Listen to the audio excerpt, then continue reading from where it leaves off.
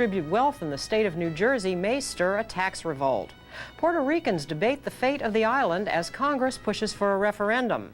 And a national study shows American youth to be disinterested in public affairs. A look at the repercussions for the future. Join us. This program has been made possible by the members of 13.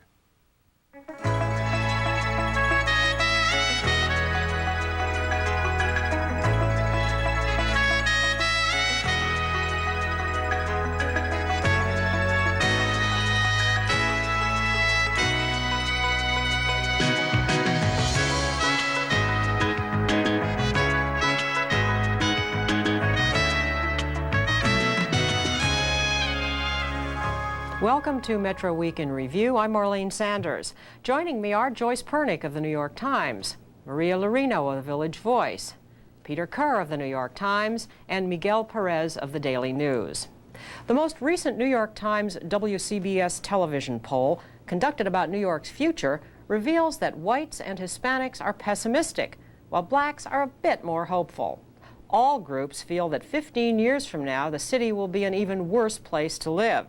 Well, Joyce, when Mayor Dinkins was apprised of this wonderful poll, he said pessimism will diminish as we improve race relations and improve the economy of the city. Now, does he have to say that for morale purposes, or is it a possibility? What else is he going to say? Of course he has to say it, and one can hope that he's right, that he proves right. I mean, what I found most fascinating about this poll was not the distinctions, the differences between blacks and whites, where blacks are somewhat more optimistic than whites, and that's natural because there is now a sense of black empowerment, a sense of participation in the process, which many blacks did not feel before because the mayor is black. I think that's wonderful.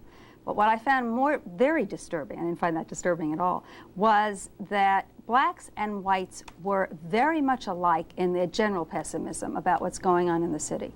The percentages on concern about crime, on concern about drugs, on the numbers of people, black and white, who had been affected by crime, the numbers who want to leave or would prefer to live somewhere else. There, blacks and whites were really in a chorus together.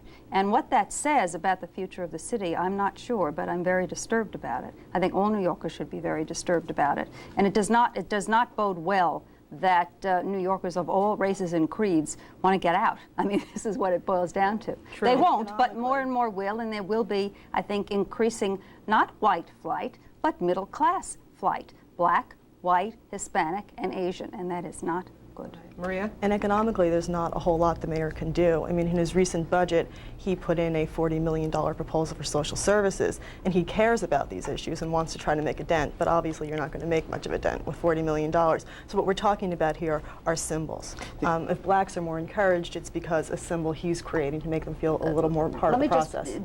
For those who don't know, 40 million sounds like a lot, but in fact it's a budget of 27 point something billion. So $40 million, given the size of the problem and the size of the budget, is not enormous. That's right. And of course, polls just measure perceptions. If you start looking at the long-range trends economically that will create future perceptions and feeling about the city, there's a lot of bleak discussion going on. One of the things that, again, it was in the New York Times, Kevin Phillips had an article in the magazine that described the Reagan boom as a kind of ephemeral thing in which wealth was garnered by a very, very small group of people, and that, in fact, the middle classes didn't benefit, and it wasn't really creating the new type of jobs and wealth we had thought. Well, New York was a prime beneficiary of the 1980s, and in the same sense that Tom Wolfe reflected this in Bonfire of the Vanities and that kind of discussion, that this was a hollow shell of bad values and money that was going to leave quickly.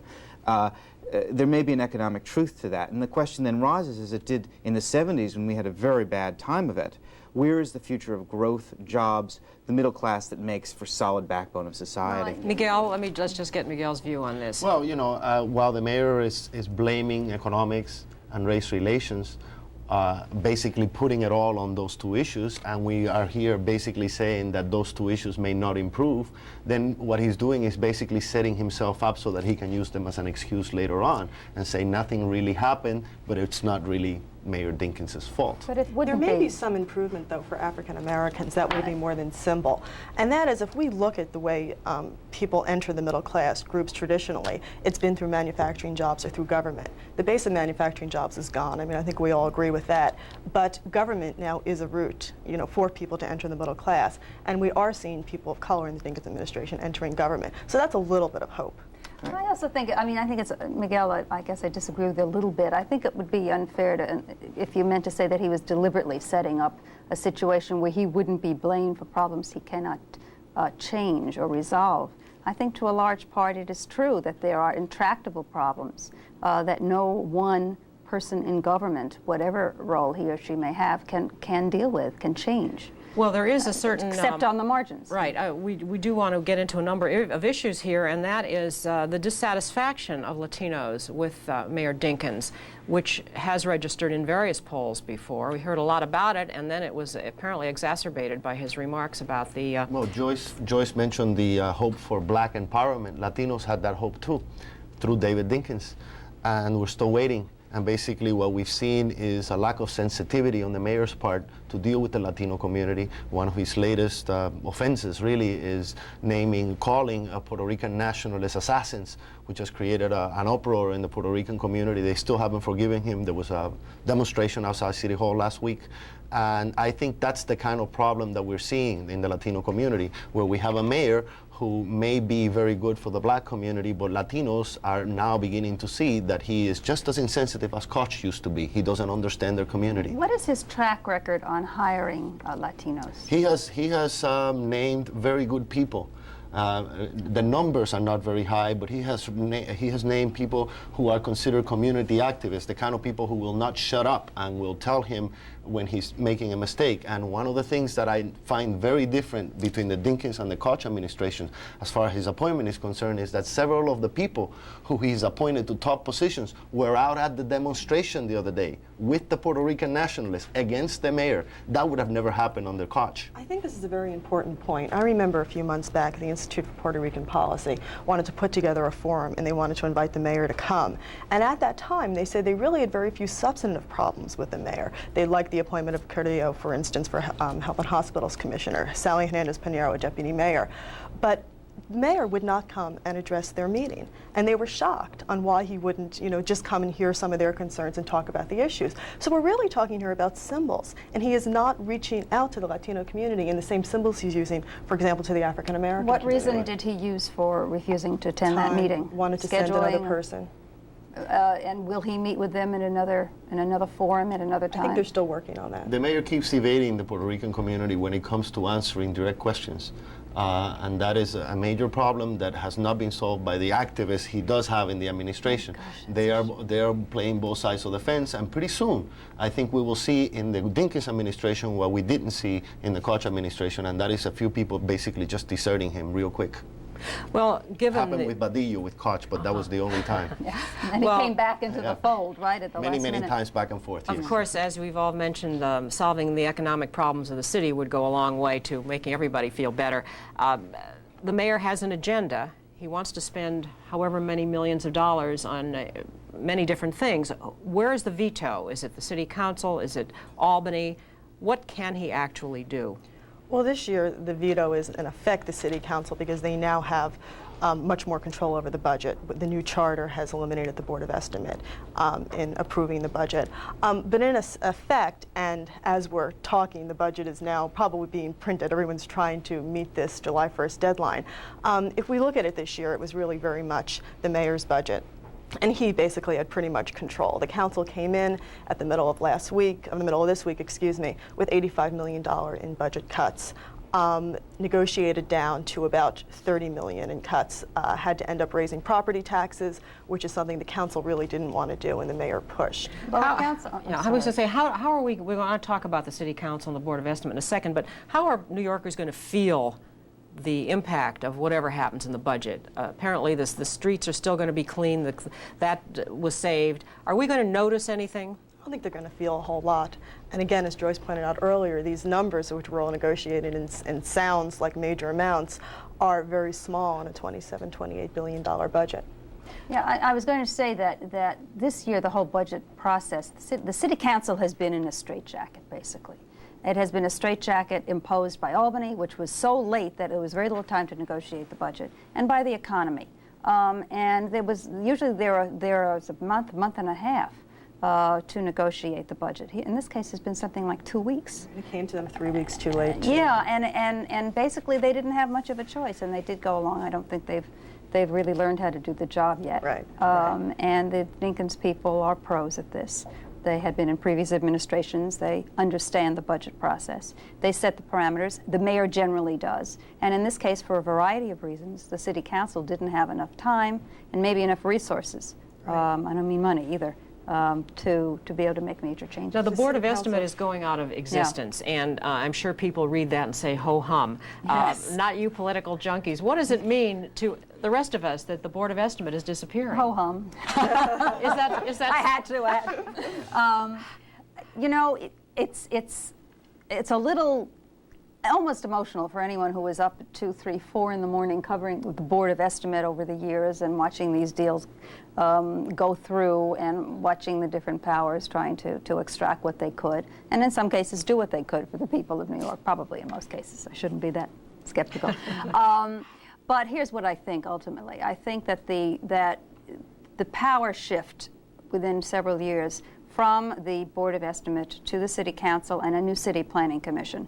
It will take several years, but the power shift will probably wind up being very similar to what we have now, because I think power works in the same way, whatever the form. And in New York, it is power that is generally centrist. It's a consensus government. The Board of Estimate worked on consensus. And my guess, and you can hold me to it, we have to reconvene in 4 years. My guess is that once we have an expanded City Council, which won't be for at least a year and a half to 2 years, maybe more depending upon census figures.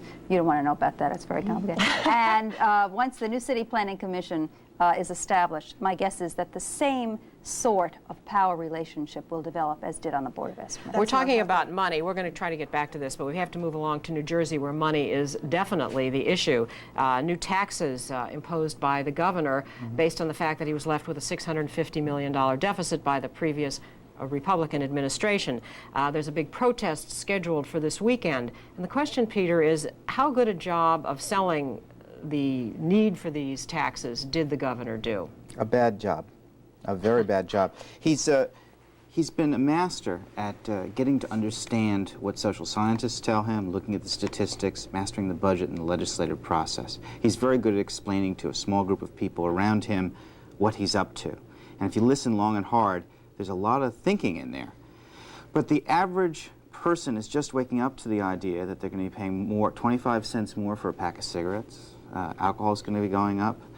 All paper products, I believe, are going to be going up, and then they're going to be hit with a substantial income tax. They've been really hurt badly by property taxes, and what this means is a guy who's raising our taxes. Now, if you look at it in the long term, what this could be sold as is property tax relief for the middle classes.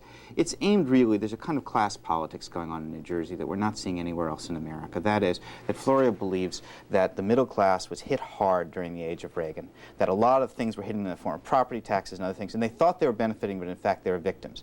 If you can convince them it's true and show them that government's helping them, you can create a new coalition of poor voters, blue-collar voters, and middle-class voters, instead of being antagonistic along racial lines, being drawn together along class lines. And he got some bouquets thrown at him on his conduct by Governor Cuomo, who said he had been bold and brilliant and ought to be considered as a presidential candidate by the Democrats. Now, was Governor Cuomo being a little disingenuous here? Well, you have a lot of kissing and hugging between Cuomo, Florio, and Bradley, all of whom have now been mentioned as presidential contenders, all of whom really would like to get ahead themselves, and all of whom are presenting themselves as fans of another. What it is this. Cuomo looks bad next to Florio because Florio in 5 months has done a lot, and Cuomo has not been able to get a lot through the legislature. People say Cuomo talks well, speaks well, but doesn't do anything. Florio may not be a great speaker, but at least he gets the job done. A way of taking the attention off of you, all these reporters are thinking of you for president, to say, this guy over here, He should be president. Why don't you pay attention to him? And the fact is that Florio isn't really ready for prime time. If he got the same scrutiny that Cuomo did, he wouldn't look so great either in some areas. And Cuomo would love that. Why not get them over on the other side of the Hudson and put him, Florio up to that kind of scrutiny? But Peter, aside from the class politics that you were talking about before, couldn't another strategy of Florio's be to do these very painful cuts now, or to hit people now, so then when he's facing re-election, perhaps he will have a surplus and he can have a cut, which I should say is really the opposite strategy of Cuomo, right, who gave people a tax cut, and then 2 years before his re-election he had a $2 billion deficit, and then he has a $1 billion deficit. That's true, but there's another element besides the deficit, and that is he's going further and he's redistributing wealth. One of the things I just want to bring in, remember how we're saying in New York you can't do anything? In Newark, the city where we're sitting right now, property taxes are going to drop drastically, and so will they in Canada. We haven't had this experiment anywhere else in America. Will business come back when they find the cheapest place in the state to locate is no longer in the suburbs or in the country, but in the inner city? Don't we all, in effect, have to lower our expectations of what government can do? You can only raise taxes so high, and then something has to go. What do we have to change in our way of thinking here? Well, if you can make government run better, if you can break some of the rules, maybe you can do it and still not make the tax burden impossible and stifle business. I was going to say, I think the smartest thing from the point of view of a politician is to lower expectations of the public, because then when something good happens, they're stunned. And there's a great deal of gratitude on the part of the public. Now, Koch did that in New York City very successfully during his first term. He had to do it. He had to do it because he was still coming back from the fiscal crisis, and he chose to continue to reduce services to build up the city economy. I suspect that anyone who had been mayor would have done the same thing. But he succeeded in lowering expectations to such a degree that it worked, I'd say, at least halfway through his second term. And then suddenly people looked up and said, wait a minute, we're not getting what we paid for, or what we want, or what we need, because services had gone down. There'd been deferred maintenance on the subways, which is not a city, but he was blamed for it anyway. It's a state agency. So that, I mean, it's so much worse. Exactly. So it's a very much of a mixed bag. So if you're going to lower expectations, you almost have to put sort of a deadline on it, and then slowly move up. Which is going to be Dinkins' problem. That's right. I mean, if African Americans feel some sense of optimism or hope, it's symbols, it's not economic reality. Well, we were talking earlier about the Latino population of the city, and they are right now, Miguel, in heated debate, I gather, over the fact that there is going to be a referendum. Congress wants a referendum next year on the future of Puerto Rico, whether it should stay a commonwealth, become a state, or choose independence. And apparently one of the big issues is who should vote. Just who is a Puerto Rican? Well, who is? That is the question right now, and that is what's being debated. We had a hearing here last Monday and another one in Washington yesterday, both dealing with basically with that one particular issue. There are many, many things being debated regarding this plebiscite. I said in a recent column that Puerto Rico is our Lithuania. The rest of the world is talking about what the Soviet Union is doing in regards of giving the Lithuanian people the right to self-determination. And in Congress, the American people don't know that their own Congress is also debating a similar situation right now, and we're not paying enough attention to it. Why is it coming up now? Well, President Bush gave it the first push. This has been talked about by, first actually came from the governor of Puerto Rico, who suggested it in his inaugural speech. That the Puerto Rican people should have another chance to vote on this issue. They did in 1967. It was considered a beauty contest.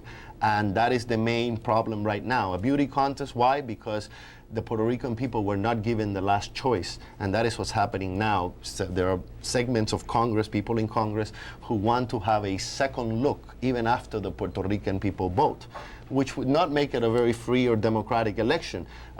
Basically what they want to do is see what the Puerto Ricans say about this subject and then decide to abide by it or not. But Miguel, is there danger that you could have a majority vote for statehood to go that direction, but have a substantial minority who still think of Puerto Rico as a separate nation and culture, therefore integrating a state that has a substantial number of people who don't want to be there and bring up Irish type of problems or no question about it. The people who are for independence, the most radical segments of that group, are saying that if Puerto Rico ever becomes a state, Puerto Rico will become another Northern Ireland. But the vote would be by 50%. Well, that is one of the things that's been argued in Congress right now. Some people want a 75% majority for statehood, so in order to confirm statehood. So there are many, many subjects being debated, and the whole thing hasn't been established. The main point here is that for many, many years, 92 years, Puerto Rico has been a colony of the United States. They have been debating three options. And those three options are now being redefined in Washington. And so people who were traditionally for statehood or were traditionally for independence may find that they may have to change their position once they are totally redefined by Congress. The many people who are for statehood, for example, if you tell them that Puerto Rico, once it becomes a state, will require the English language to become the official language of Puerto Rico, statehood people will change to independence people real quick, because they say that language is one of those things that's non-negotiable. So it really depends on what each formula contains, and that is all being discussed in Washington right now. Economically, whose advantage is it to leave things the way it is now? Well, for the American taxpayer, the most expensive formula, they've done all kinds of studies in Congress, is statehood, and the cheapest formula is independence. And limbo is what they have right now and what they probably will keep, because that's what the polls say, that the majority of the people in Puerto Rico still favor the Commonwealth, which is what they have right now. And is that partially for economic reasons as well? Because aren't there arguments that statehood would cost Puerto Rico money in terms of some of the things that they get now, the special economic incentives? No, in fact, they would get more benefits on their statehood, and that's the reason why it would be more costly to the American taxpayer. Businesses wouldn't get the financial incentives that they're getting would not get the tax breaks that they get in Puerto Rico if it becomes a state. Getting back to the business of who votes, Congressman Jose Serrano from the Bronx has recently changed his position from what to what? I must say that it's refreshing to see a politician who actually listens to his people, because what happened Monday in the hearing here is that the overwhelming majority of the Puerto Ricans told Congressman Serrano that his amendments, he had introduced an amendment to the plebiscite bill being debated in Congress, which called for the inclusion of mainland residents who were born on the island. Now he's changed, he's adopted a new position which says that mainland-born Puerto Ricans should also be included in the plebiscite. That's a very controversial position. One generation?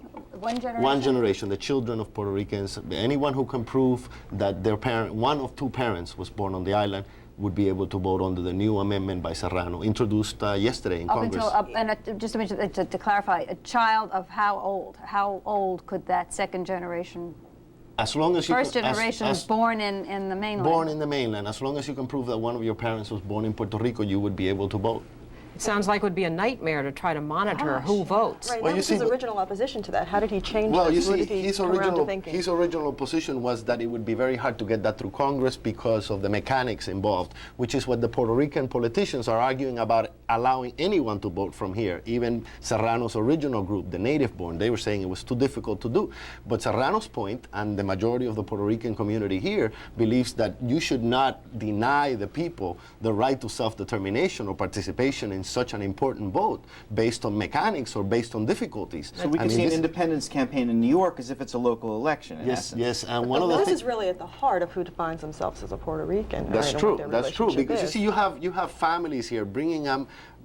New York-born Puerto Ricans telling them you're Puerto Rican, you should be proud of being Puerto Rican. So funny to get all of a sudden you're not Puerto Rican anymore. You can't vote in this election. But the loyalties would be very interesting, because somebody who was reared in this on the mainland might feel more strongly about the economic impact on New York or the mainland than on Puerto Rico. Here's an issue that involves Puerto Ricans, all of us, and that is a new study, which I do want to get your feelings about, that showed that young people of all races, ethnic backgrounds, 18 to 29, have very little interest in public affairs, don't read the newspapers, which is bad news for all of you, and they don't even watch television news. Now, what are the implications of this for the way our country is going to be run in the future? And is it the media's fault? Have we done something wrong? I think we should blame the politicians before we blame the media. Okay. I think that we have to take some responsibility for it. I do think that's true.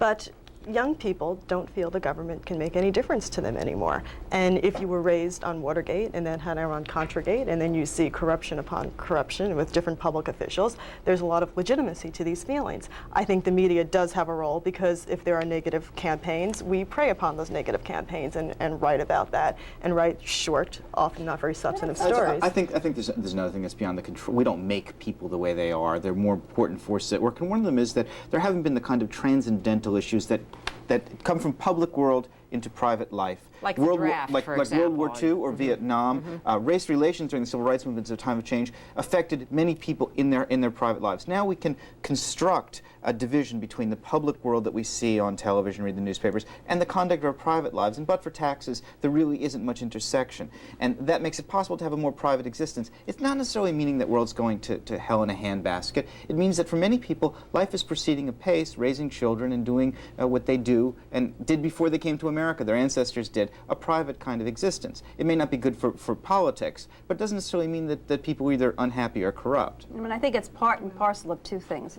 in addition to that. I mean, the news coming out of Washington these days is pretty dull, except for the read my lips bit, can't even say it, read my lips business. I mean, Washington, for example, journalists no longer crave to be in Washington. It's not considered that interesting a beat anymore. It really isn't, because there are no solutions coming in. There are no interesting social programs. I think the other thing that we haven't mentioned is the entertainment media. Which is, we're living in the era of the 20-second, 30-second sound And our 20 bites. seconds are up right now, because we're out of time. Glad we settled that, Marlene. We are really out of time on this program, because before a few concluding thoughts from me on our final program, I want to extend my thanks to our reporter guests, Joyce Pernick of the New York Times, Peter Kerr, also of the New York Times, Miguel Perez of the Daily News, and Maria Larino of the Village Voice. And many of you have heard that this program and the 11th Hour have been canceled because of Channel 13's financial problems, and we deeply regret that decision. Before we leave, I want to extend my heartfelt thanks to producers Henry Singer and Mary Knowles for their energy and devotion. We hope that through our efforts, this program has shed some light on the complicated corner of the globe we live in. My thanks also to Director Bob Morris and a fine technical crew. We are hopeful that fortune will smile on Channel 13 and that somehow we'll be back. I'm Marlene Sanders. My special thanks to all of you for being with us.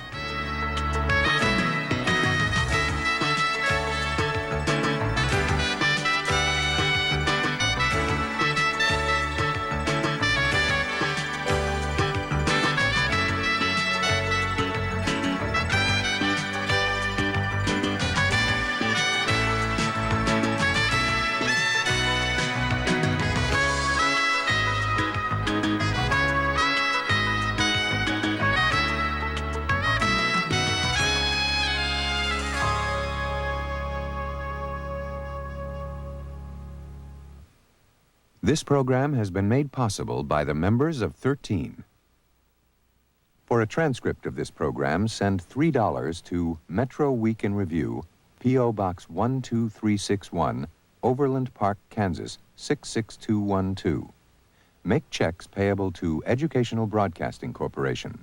Please specify date and subject matter.